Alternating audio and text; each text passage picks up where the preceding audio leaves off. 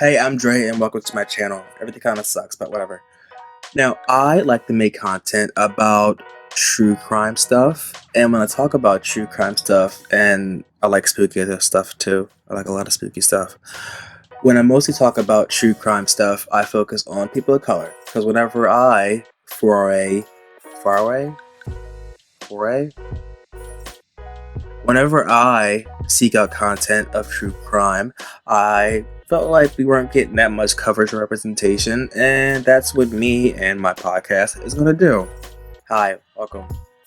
Along with playing music from artists that I find also don't get enough representation or coverage because their music is dope as I have to bleep out that probably. You'll be getting some music content too. So today I will be covering the disappearances of Terrance Williams and Felipe Santos.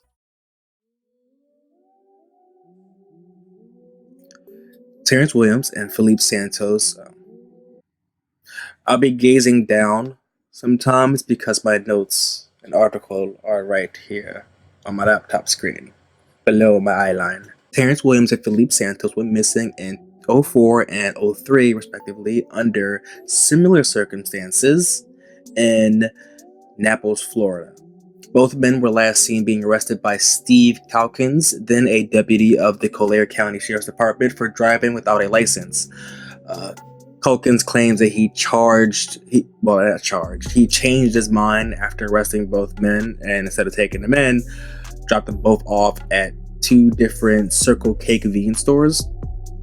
In 2018, Tyler Perry offered a $200,000 reward for information, and then good old Uncle Al Sharpton also backed it up. And they also did a episode on it on ID. What's that show called? Disappeared.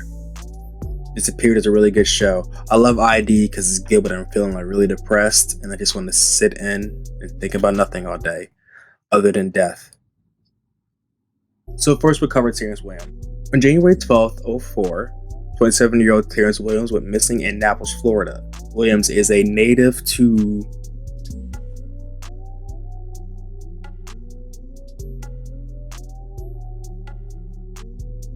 Chattanooga.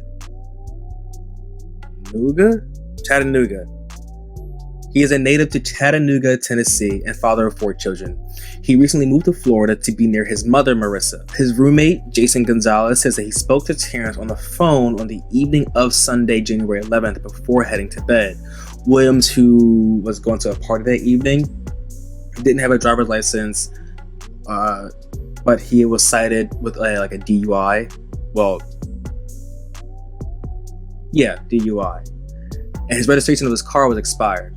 He decided to drive to the party illegally after being unable to find another ride. And this was before Uber, so he just took a risk. Gonzalez became concerned when Williams did not return home and emailed his mother, Marissa, because again, this is 2004, the day after about his concerns about him not coming home. The Williams family called police and filed a missing persons report as quickly as they could. Shortly afterward, Williams' aunt was able to track down his Cadillac, I too have a Cadillac, which had been towed from Naples Memorial Cemetery after obstructing traffic. The tow report was signed by Deputy Stephen Calkins of the Collier County Sheriff's Department. The family contacted the Sheriff's Department and discovered that there was no incident report filed or an arrest even made. Marissa contacted workers of the cemetery who told her they witnessed Calkins pull Williams over and ask for her identification, which he didn't give up. Employees stated that Calkins patted him down, put him in the backseat of his patrol car before driving off. They said that Calkins then asked if they can leave the Cadillac there, and they said sure. Calkins was witnessed returning to the cemetery between 15 minutes and an hour later. Different witnesses had different time views. Time is an illusion. But he came back to move the Cadillac from a different spot, from the parking spot to the side of the road. And the keys were dumped right next to the car on the ground. Following the statement, the Williams family repeatedly called the sheriff's department asking to speak to him because obviously he was the last person to see him alive, so they want information. Upon contact by dispatch, Calkins claimed to have no memory of an arrest or a car being towed or anything. He had no idea what they were talking about, and then contacted the family back later, saying that he remembers some things about Williams in the evening. A few days later, Culkin's supervisor asked him to submit an incident report. Culkin's report states that he first came in contact with Williams at 12:15 p.m. after noticing that his car was driving in distress. So Culkins followed him to the parking lot, and he said that Williams got out and asked him to give him a ride to a Circle K convenience store where he worked because he was late. Turns out, dude didn't work at Special K. Well, Special K, at Circle K. Turns out, dude didn't work at Circle K. According to Culkins, after dropping him off at the Circle K, Williams told him that his ID and everything else was in the glove box of the car. So he drove back to the car, went through the shit, didn't find any identification, and he said that he felt deceived. So he called the Circle K on his work-issued cell phone and asked to speak to Williams because he was upset that he deceived him. They told him that Williams did not work there. Culkins then said that he ran the license plates and found out that they were expired because, they were expired. Further investigation actually revealed that the surveillance camera at the Circle K didn't back up his claims, and his own phone record did not back up the claims either because he never called a Circle K. Did I say Special K? It's Circle K. The employees of the Circle K were also all interviewed, and no witness could place either man at the scene. And Mr.'s mother has filed a complaint against Culkins because obviously he knows something and is lying about shit, and she wants to know where her child is. A new lead in the case surfaced when the Mexican consulate in Miami contacted Marissa to tell her about another man who also been vanished in a similar fashion. Mexican immigrant Felipe Santos had gone missing 3 months prior after Culkins claimed he dropped him off at another Circle K, approximately 4 miles from the location where he claimed he dropped Williams off. So far, this cop says that he pulled over this man, dropped him off at a Circle K, and let him go. Turns out that this guy picked him up in his car, took him somewhere else because there's no evidence of him going to Circle K, and no one knows where he's at. And apparently he's been someone else. Felipe Santos, 24, was a Mexican national living illegally in the United States and Florida. He had been living in the U.S. 3 years at the time of his disappearance and was sending money back to his family in Mexico.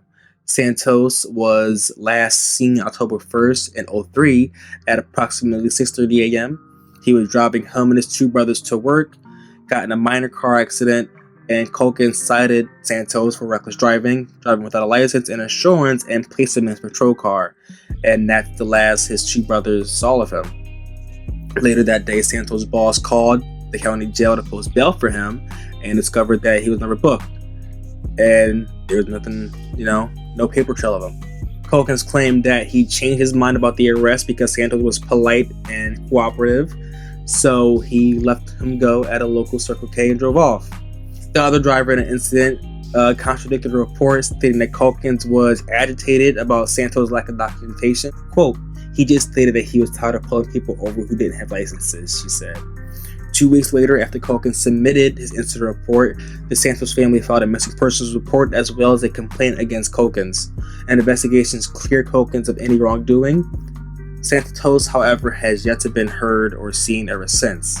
His wife has questioned the quality of the investigation into the disappearance, citing the fact that she has not been interviewed by one investigator one time at all. Further suspicion was cast on Culkins when a recording of his call to dispatch requesting a tow for Williams' car revealed further conflicting statements. In the recording, Culkins described the car as abandoned and blocking the road.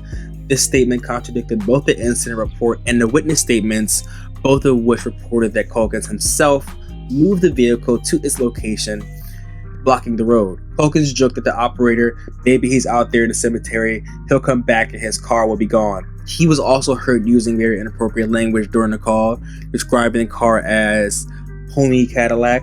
Culkins defended his misstatements to the operator, telling investigators that he was just joking around with a friend. Approximately 25 minutes later, at 1:12 p.m., Culkins requested a background check for a Terrance Williams. giving an inaccurate birthday, a specific date that Williams had previously given to police when he was arrested.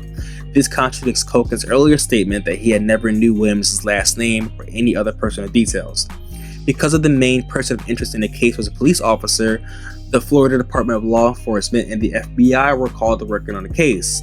Various investigation techniques were used, including a convert placement of a GPS device in Culkin's vehicle and a forensic investigation of the patrol car. Cadaver dogs were also used to survey the areas identified by the GPS, but these turned up no further evidence.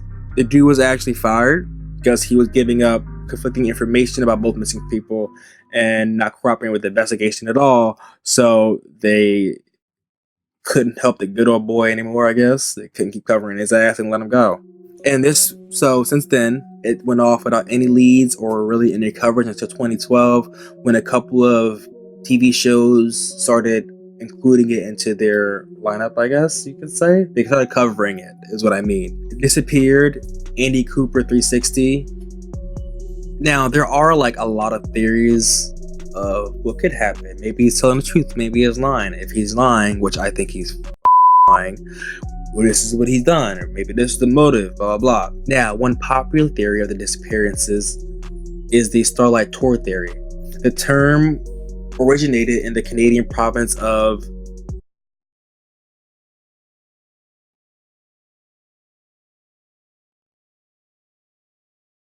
I don't want to butcher that.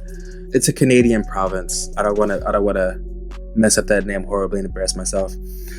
And it describes the practice of police driving people to the edge of town or like outside city limits and abandoning them so they can find their own way home, just to be like dicks to them. The practice came to light in 2000 when an Aboriginal Canadian man reported being picked up by police after leaving a party and driven far outside town and dropped off in a rural area in freezing conditions. He survived, thankfully, after finding a nearby power plant staff and asked them for like help and a ride. The next morning, another Aboriginal man was found frozen to the ground near where he was dropped off at. So he wasn't the only one who dropped off in that area. I guess the police were going back and forth with people. A third Aboriginal man was also found deceased weeks later around the same area.